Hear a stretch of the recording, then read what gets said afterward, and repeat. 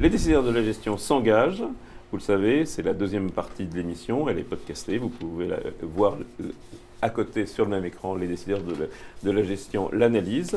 Les décideurs de la gestion s'engagent. À côté de moi, Marc Giraud, HMG Finance, et Dominique Dequitte, KBL Richelieu. Donc, première question, messieurs. Qu'est-ce que dans cet été, ou même un peu plus, en matière de gestion de mon patrimoine financier, il ne faut pas que je fasse? Alors, l'erreur à ne pas faire. L'erreur à ne pas faire, c'est acheter un profit warning, en fait. Parce que on voit bien que les sociétés qui sont poussées à faire des profit warning sont des sociétés qui, généralement, ont mal communiqué ou mal guidé sur leurs bénéfices et sont obligées d'annoncer des résultats qui sont plus faibles qu'attendus. Encore plus faibles que ce qui était annoncé. Donc, ne pas acheter de profit warning. L'exemple, c'était Alcatel, c'était quoi les exemples récents? On a vu JC Decaux, c'est effectivement pourtant défensif. Marc, qu'est-ce qu'il faut que j'évite de faire? Alors, je suis tout à fait d'accord avec ce que vient de dire Dominique. Je regrette de ne pas y avoir pensé, mais avec les statistiques montrent que historiquement, une société qui fait un profit warning d'abord va en faire d'autres, et ensuite que le titre va sous-performer fortement un jour, mais il va continuer à sous-performer sur plusieurs mois. Donc c'est tentant évidemment, mais c'est quelque chose à éviter.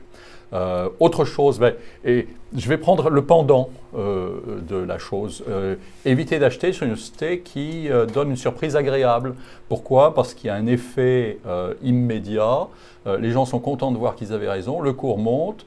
Malheureusement, ça a tendance à s'effilocher assez rapidement sur les 15 jours qui suivent, même si à long terme, c'est probablement intéressant sur la journée même où les résultats sont meilleurs qu'attendus et ils sont annoncés.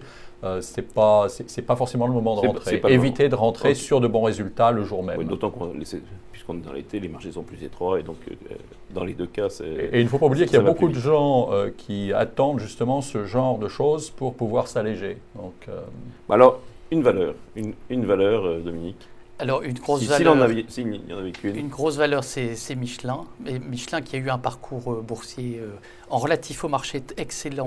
Et une bonne performance récente. Cela dit, les résultats sont de qualité. Le positionnement de Michelin, à la fois sur les EM, donc les constructeurs, et dans le marché du remplacement est excellente. Michelin a constitué des investissements qui sont de qualité et un positionnement dans les pays émergents qui se poursuit et des capacités financières qui sont intactes.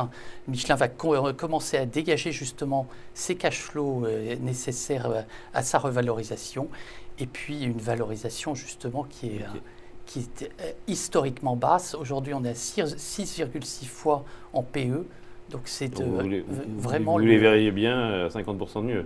On peut, effectivement, elle est à 8-9 fois sur un PE historique. Marc, s'il n'y en avait qu'une? Moi, j'aime beaucoup De Richebourg. De Richebourg, c'est une société familiale, donc j'aime bien les sociétés familiales. De Richebourg, c'est un leader mondial, un leader pas forcément mondial, mais c'est un leader dans ces deux métiers qui sont... la collecte de ferraille, le recyclage de métaux, etc., d'un côté, et puis les services aéroports. C'est une société qui a beaucoup de dettes, mais c'est une société qui assure le service de sa dette sans beaucoup de problèmes. C'est cet achat qui les a plombés. Oui, ça c'est ce qui les a plombés, c'est quand ils ont repris Penaud et Polyservice, qui était une vedette du marché, fort endettement, etc. Ils ont dû nettoyer. J'imagine, si vous en parlez, c'est que vous suivez leur plan d'affaires. Ah non, pas du tout, non. Je disais ça au hasard. Non, mais ça se passe bien parce que l'aéroport, c'est aussi du cycle. On met du cycle sur du cycle quand même. Oui, mais il faut distinguer l'évolution du trafic aérien qui est bonne, qui continue à être bonne, et il suffit de voir les prises de commande des principaux avionneurs, que ce soit Boeing ou Airbus, et puis la profitabilité des sociétés aériennes, qui est un autre sujet. Donc, bon, et d'autre part, donc l'autre activité, l'activité ferraille? Leurs résultats sont extrêmement sensibles aux fluctuations des cours de la ferraille et des autres métaux. Je pense que maintenant qu'il y a des craintes sur les cours des matières premières, c'est plutôt un moment de rentrer que de sortir, puisque un jour ou l'autre, ça rebondira. Un fort objectif de valorisation? L'action vaudrait le double du cours actuel, elle serait encore bon marché. Donc, on y est. Dominique, un joker?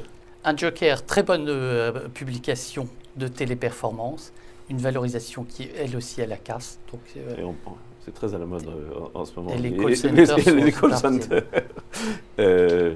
Marc, un joker? Il y a énormément de jokers possibles, donc je vais plutôt choisir un Batman. Ça ne me suffit pas. Non, j'ai ça pour gagner du temps parce qu'en fait, les jokers, c'est vrai, beaucoup de jokers.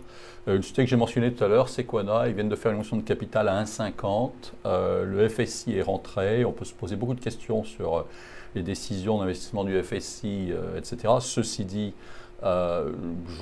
j'ai envie très fortement de considérer que 1,50 c'est un peu un point bas et qu'on peut jouer 20 à 30% de rebond sur 2 mois à partir de ce niveau-là.